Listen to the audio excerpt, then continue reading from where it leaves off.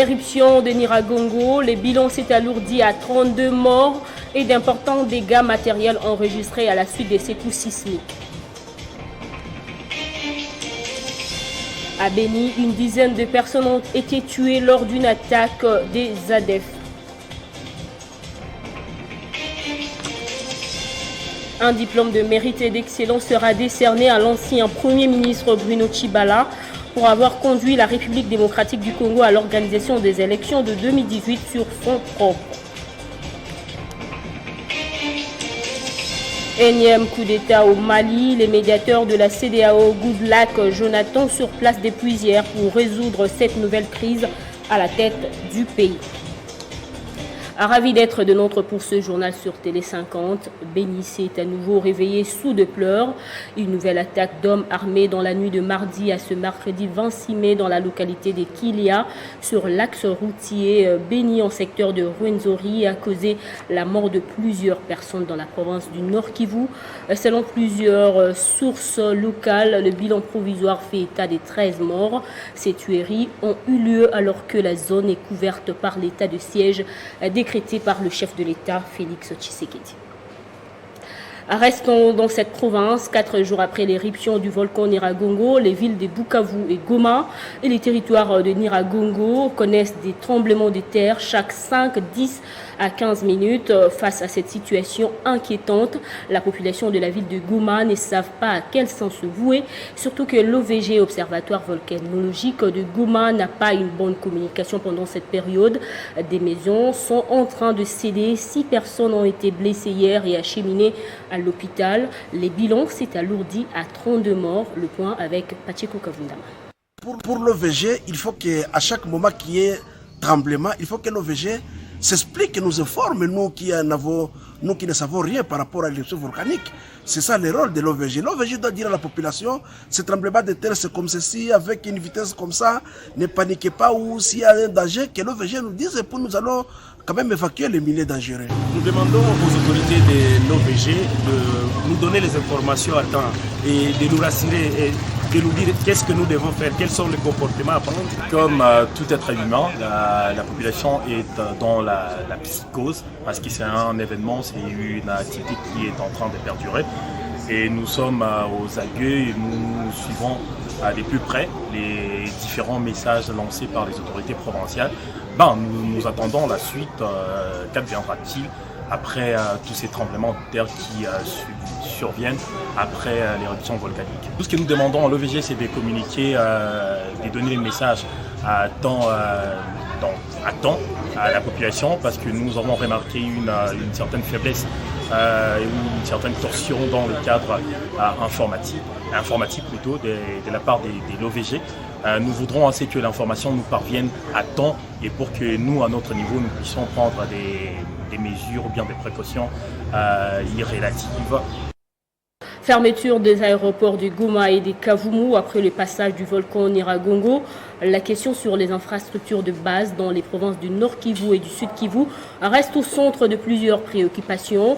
Et justement, nous en parlons avec notre invité Olive Moudekeriza, député national et originaire du Sud Kivu. Bonjour, monsieur Olive. Merci, madame. Les autorités locales et nationales ont décidé de fermer momentanément les 2 aéroports de Goma et de Kavumu. Pensez-vous que c'est une bonne décision? D'une part, c'est une bonne décision parce que c'est sécuritaire.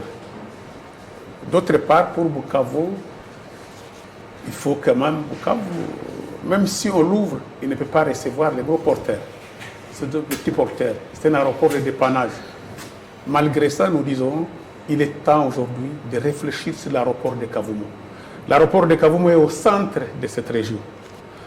Quand vous allez à Kalemi, à Kindu, à Kisangani, à Goma, il y a des aéroports modernisés. Quand vous allez même dans les pays voisins, vous êtes au Burundi, au Rwanda, à Kamembe, à quelques mètres de Bukavu, et qui Goma en Tanzanie, les aéroports sont modernisés, sauf Bukavu. Ça fait plusieurs années qu'on plaide pour cet aéroport de Bukavu. Malheureusement, d'ailleurs, ou heureusement, je venais d'écrire la lettre au ministre des Transports et Travaux Publics le vendredi pour lui parler de l'aéroport de Kavumu. L'aéroport de Kavumu, c'est un aéroport d'importance capitale. Et tu vois maintenant les secours de Goma devraient venir de Bukavu.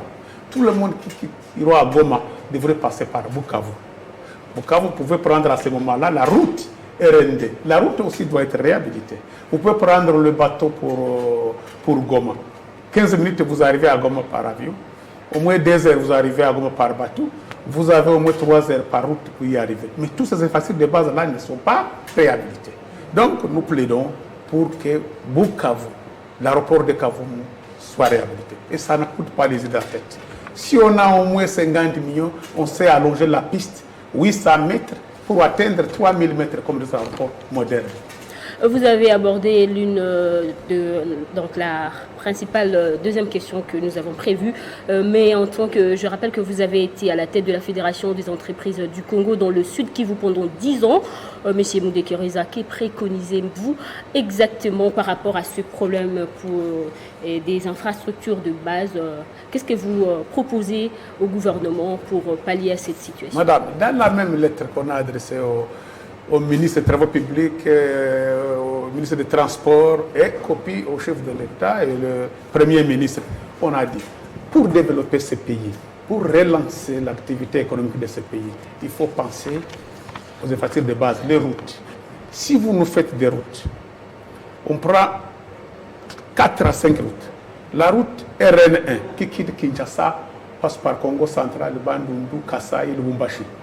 À partir de Lubumbashi, le Katanga, vous avez la route RND, numéro 2, qui quitte Lubumbashi, ça continue vers Kindu. Kindu, vous êtes à Bukavu, Sud Kivu, vous êtes au Nord Kivu, vous continuez encore, vous allez rejoindre RN3 pour Kisangani.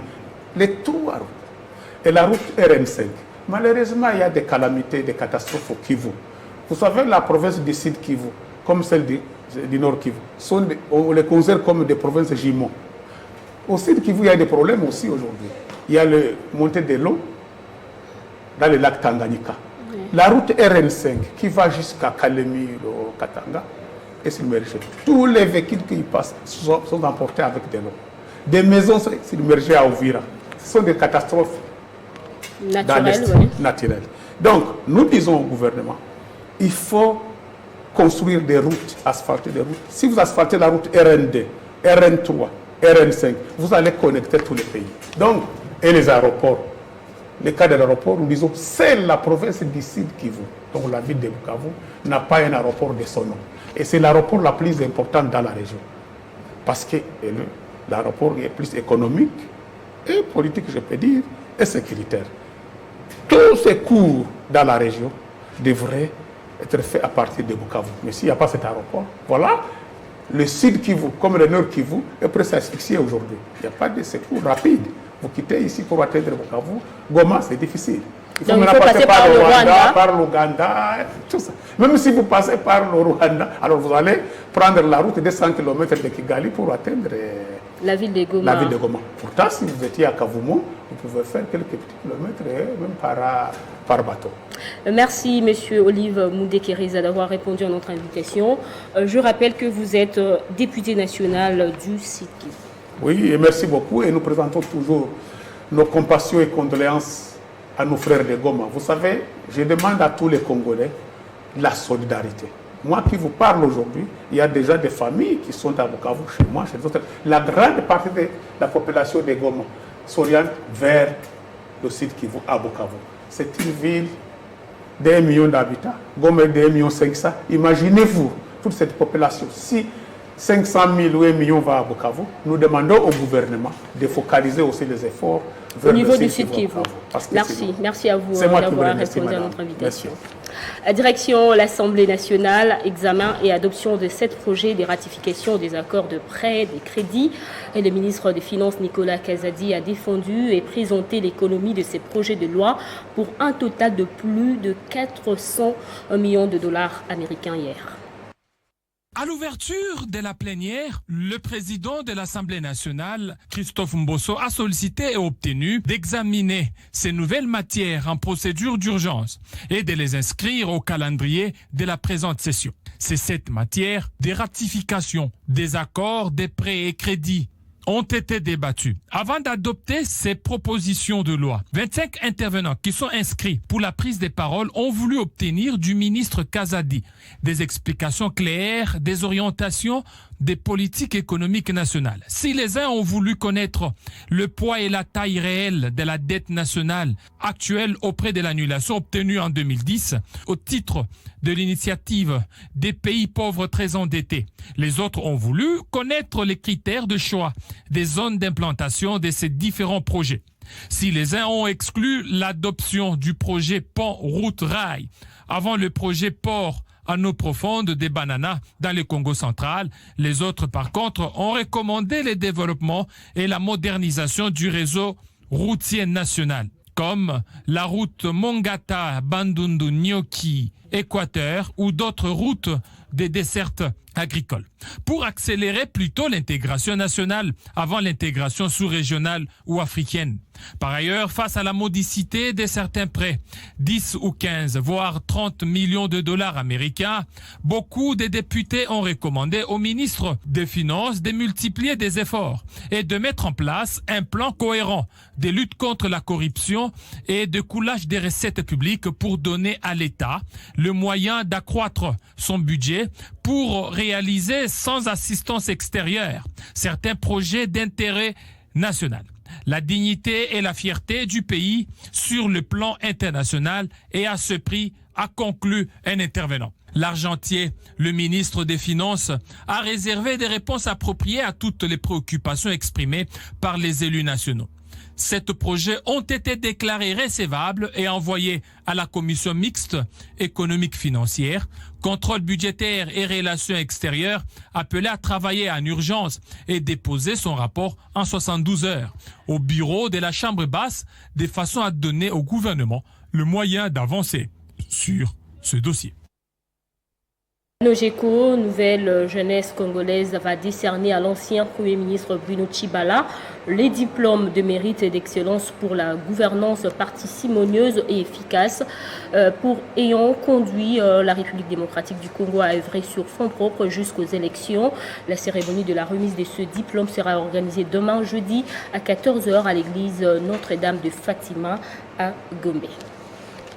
Le vice-premier ministre et ministre de l'Intérieur, décentralisation et affaires coutumières Daniel Asilo a reçu tour à tour l'ambassadeur du Japon et la représentante pays de Médecins sans frontières en République démocratique du Congo, avec qui ils ont échangé sur le cahier des charges des activités de cet organisme international en RDC. Notre audience aujourd'hui avec le VPM de l'Intérieur a consisté à présenter d'abord toutes nos félicitations pour la nomination et lui souhaiter plein succès dans ses nouvelles fonctions. Également de présenter les activités ici de Médecins sans frontières qui est présent depuis maintenant 44 ans au Congo, tout en partageant les défis rencontrés par les équipes au quotidien sur le territoire dans leurs activités. On remercie le VPM pour son attention aux préoccupations partagées avec son Excellence, l'écoute attentive qu'il y a apporté et le soutien qu'il nous a apporté pour que toutes les valeurs et les principes MSF quant au bon respect de la mission médicale sur le terrain puissent être respectés. D'État en charge de l'aménagement du territoire, Guy Luando a de son côté échangé avec l'ambassadeur de l'Union européenne en République démocratique du Congo, Jean-Marc Châtaignier. Au menu de leur échange, l'apport de l'Union européenne à la réforme de ce secteur qui bénéficie du financement CAFI. Et dans la même journée, Guy Luando et Dominique Sam, représentants du PNUD en République démocratique du Congo, ont aussi passé en revue toutes les interventions de ce programme des Nations Unies dans le processus de réforme de l'aménagement du territoire congolais. Première rencontre entre le ministre d'État en charge de l'aménagement du territoire, Guy Luando, et l'ambassadeur de l'Union européenne auprès de la RDC, Jean-Marc Châtaignier. Ces deux personnalités ont échangé autour de l'appui significatif de l'Union européenne à la réforme du secteur de l'aménagement du territoire congolais via le financement CAFI. Ça a été évidemment l'occasion d'aborder avec lui les différents sujets dont nous traitons ensemble. Évidemment les sujets d'aménagement du territoire, Vous savez sans doute que l'Union européenne appuie de façon importante un certain nombre de réserves naturelles et de parcs nationaux liés à l'ICCN. Pour nous, il y a toute une question de sécurisation foncière et de reconnaissance des titres de ces zones. À ce sujet, le ministre d'État Guy Luando a mis à profit ce moment pour faire un plaidoyer auprès de l'Union européenne en faveur du processus des réformes et de l'aménagement du territoire en cours en République démocratique du Congo. Toujours dans la logique d'organiser son secteur, Guy Luando a eu un tête-à-tête avec le représentant pays du PNUD, Dominique Sam, dans l'optique de passer en revue toutes les interventions du PNUD dans les processus des réformes de l'aménagement du territoire en RDC. Pour sa part, Dominique Sam indique qu'avec le ministre, ils ont réfléchi dans le but de voir comment amener à bon port la politique de l'aménagement du territoire. On a aussi profité pour faire en revue tout ce qu'on est en train de faire ensemble, l'appui que le PNUD est en train d'apporter au ministère de l'AT pour tout ce qui est comme le processus de politique et de l'aménagement des territoires et les prochaines étapes. Le ministre d'État Guy Luando est ainsi déterminé à doter son secteur des outils nécessaires dont il a besoin et croit que l'aménagement du territoire reste un des secteurs porteurs des développements en République démocratique du Congo. En province, en plus de la dimension militaire, la dimension humanitaire et sociale doit être prise en compte en cette période de l'état de siège en cours dans la province de l'Ituri. Tel est le vœu de la conseillère politique de l'ambassadeur de Suède en RDC, reçu en audience à Bunia par le gouverneur de cette province, Johnny Lubuya. Le respect des droits humains, du droit international humanitaire et des règles d'engagement en cette période de l'état de siège ont été au cœur de la rencontre entre le lieutenant-général Lubuya Nkashama Johnny et la délégation de l'ambassade de Suède conduite par Mathilda Chedwin, conseillère politique de cette ambassade. Nos focus sont notamment droits humains, égalité de genre, etc.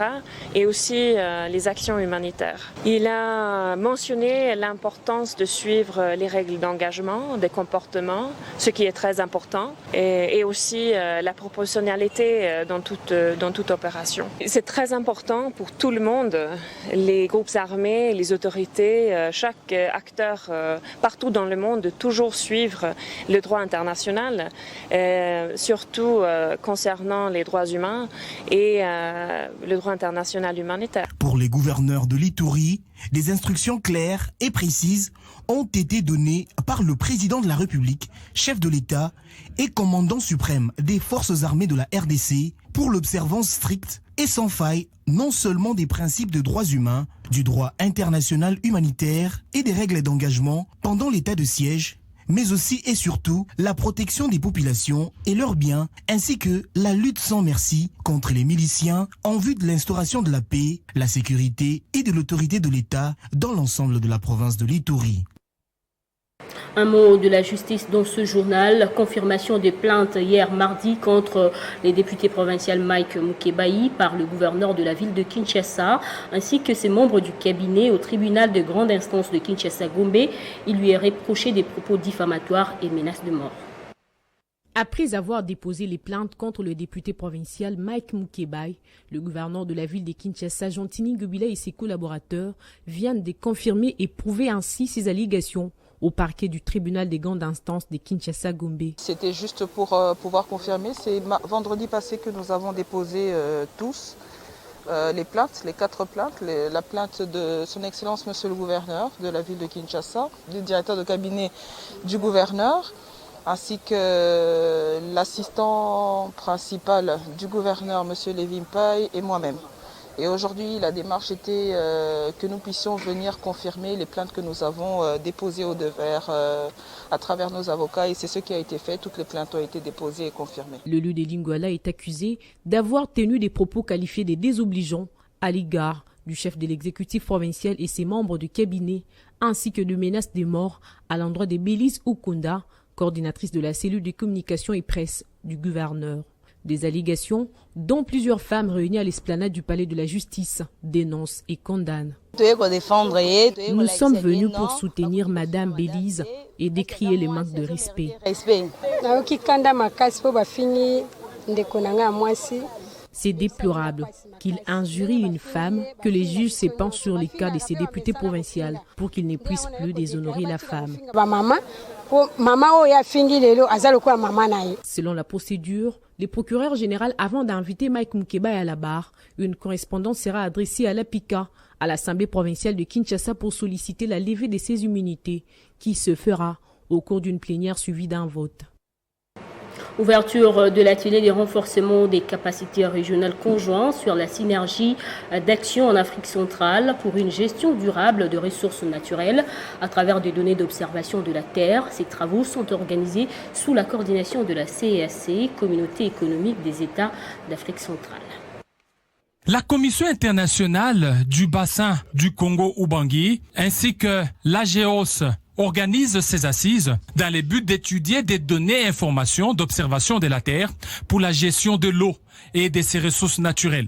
Les assises permettront aux institutions de l'Afrique centrale impliquées dans le programme GMS Africa, qui est un programme qui utilise les satellites d'observation de la Terre pour la gestion des ressources naturelles, devraient se mettre ensemble pour partager les bonnes pratiques, les leçons apprises et pour réfléchir à comment elles pourront travailler dans la deuxième phase du programme qui s'annonce pour décembre 2021 comme début pour 4 et 5 autres prochaines années. La synergie d'action en Afrique centrale pour une gestion durable des ressources naturelles à travers les données d'observation de la Terre.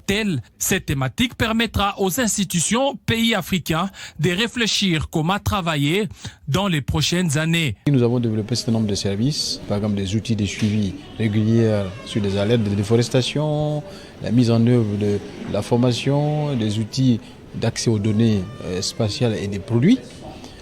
Côté AGEOS. Donc ici, les attentes sont fortes. C'est partager ce que nous avons pu développer avec les utilisateurs finaux et avoir leur regard, leur retour, si ça, on va dire, ça répond vraiment aux besoins, notamment au plan de convergence de la CEAC sur les questions de gestion de la ressource en eau et des ressources naturelles, qui sont la forêt.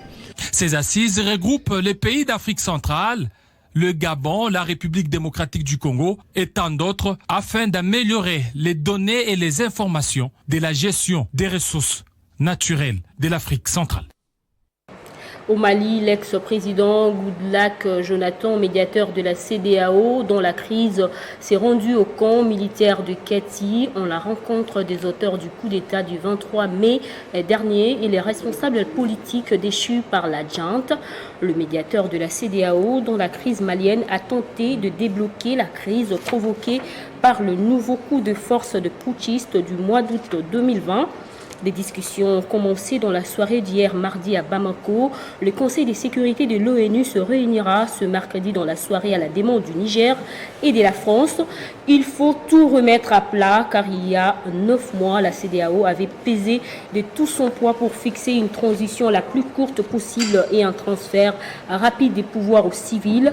Le colonel Assimi Goïta rassure les uns et les autres sur ses intentions, notamment l'organisation des élections générales en 2022 comme prévu. Certains interlocuteurs le croient, d'autres sont sceptiques. En sport, c'est depuis hier mardi que le coup d'envoi de la 12e édition de la Coupe du Congo a été donné à Kinshasa. 3 rencontres étaient au rendez-vous pour cette première journée. La Fédération congolaise de football association promet de placer le football sur une bonne dynamique pour permettre au club de bien représenter le pays lors de la première édition de la Ligue d'Afrique des clubs champions féminins. Il était lui-même au stade de martyr de la Pentecôte pour donner le coup d'envoi de cette 12e édition. Le ministre des Sports, Serge Kondé, promet de suivre de près l'évolution de cette Coupe du Congo. Remettre la coupe à l'équipe qui va gagner et remettre aussi les primes. Donc sachez que le ministère des Sports est avec vous. Le ministre des Sports va vous accompagner jusqu'à la fin. Par la même occasion, le ministre des Sports a rassuré tous les clubs de l'accompagnement du gouvernement congolais, étant donné que cette 12e édition de la Coupe du Congo est qualificative à la Ligue d'Afrique de clubs champions féminins qui sera à sa première édition. Et nous allons amener le message à son Excellence, M. le Premier ministre, et au chef de l'État, Fachi Béton, pour cet accompagnement de ce championnat. Pour cette première journée, le FC Amani a renvoyé aux études Tomambote Dikoulou sur un score sans appel de 24-0. Bikira s'est largement imposé face à Sainte-Marie de Kananga sur la note de 7-1 et Espoir du Congo central a été étrillé par la 31e CPC du Kasaï oriental. Mon défi est de qualifier la RDC à la Coupe du Monde 2022. Voilà le premier mot du nouveau sélectionneur des Léopards de la République démocratique du Congo qui est arrivé à Kinshasa hier mardi. Les techniciens argentins pensent que la RDC a des potentiels pour relever ce défi, celui de participer pour la deuxième fois à la Coupe du Monde Qatar 2022. Hector Cooper va signer bientôt son contrat de 2 ans avec le gouvernement congolais. Prenons le rappel des titres. Éruption de Nyiragongo, les bilans s'est alourdi à 32 morts et d'importants dégâts matériels enregistrés à la suite des secousses sismiques. À Beni, une dizaine de personnes ont été tuées lors d'une nouvelle attaque des ADF.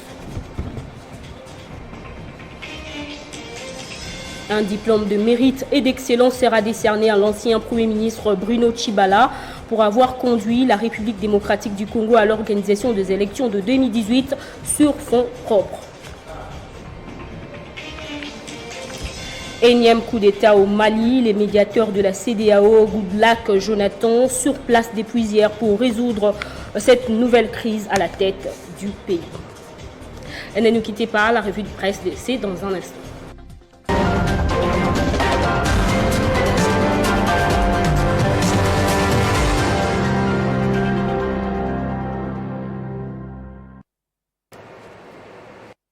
Les tours d'horizon des journaux parus ce mercredi, c'est avec Jenny Kayembe qui me rejoint de l'autre plateau du studio. Bonjour.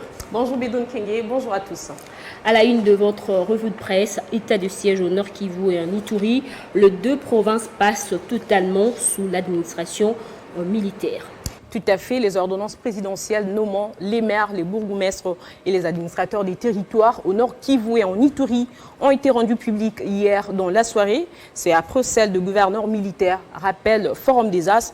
Et pendant ces temps, les ADF tuent 17 personnes dans les secteurs de Rwenzori, note politico.cd. Selon la nouvelle société civile contactée par ce site, c'était au cours d'une attaque sanglante. On croit Meleki Moulala, président de cette structure citoyenne dans les secteurs de Rwenzori. 7 personnes, parmi lesquelles 2 femmes, ont été tuées à Kisima, Vutotoli, sur la route des Beni-Kassindi, où ces assaillants ont fait irruption à partir des 19h. D'après les témoignages recueillis par Politico.cd, les assaillants se sont ensuite dirigés à Miratoussi, où ils ont fauché la vie à 6 personnes. Bédrine Kenge, il faut signaler que cette attaque intervient au lendemain de la nomination de nouvelles autorités urbaines pour combattre l'insécurité. Et suite à cette situation, plusieurs déplacés qui avaient déjà regagné leur milieu se déplacent dans des régions supposées sécurisées, d'une guerre à une autre. Kenge, à Goma, toujours dans la province du Nord Kivu.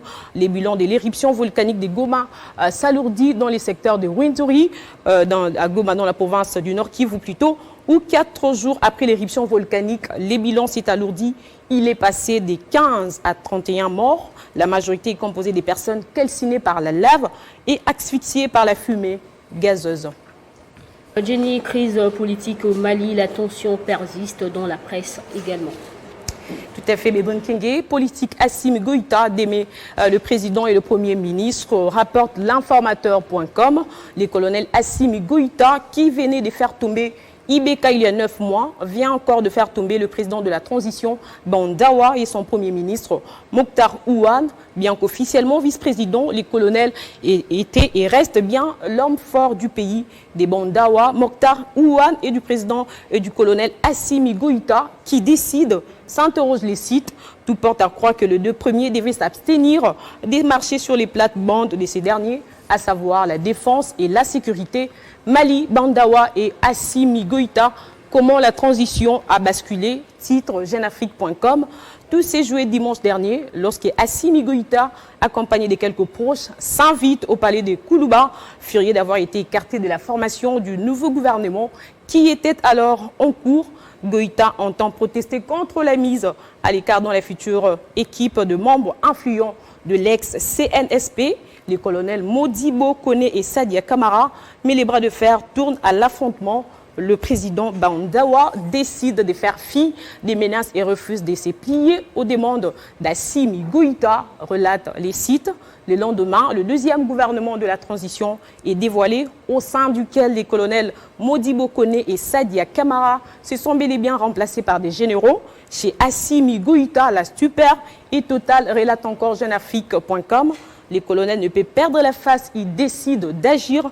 Quelques minutes plus tard, Mokhtar Ouane voit alors débarquer à son domicile des militaires de la garde nationale, un corps dirigé par Sadia Kamara et Modibo Kone. Bedrin Kenge, on revient à l'informateur à Bamako qui précise qu'un différend opposait les gouvernements des transitions et les militaires putschistes à propos de la Russie. Ces derniers avaient l'intention de commander des armes à Moscou, mais le président de la transition et son premier ministre y têtent encore et auraient transmis des documents à ces sujets à Paris. Une trahison pour l'ex-junte. Les djihadistes en Guinée complètent la piste depuis le coup d'État du 18 août 2020. On en pointe une proximité plutôt suspecte entre la Russie et les principaux meneurs de putsch, affirment les sites guinéens. Il semble en effet que les deux colonels renvoyés des ministères de la Sécurité et de la Défense étaient pro-russes. Ainsi, leur mise à l'écart aurait été perçue par les putschistes comme des téléguidés par Paris. Jenny, nous espérons que le Mali aura une bonne suite après la médiation de la CEDEAO. Merci pour cette lecture de journaux parus ce lundi. Merci à vous autant. Merci à vous aussi d'avoir suivi ce journal. L'actualité reste en continu sur notre site internet.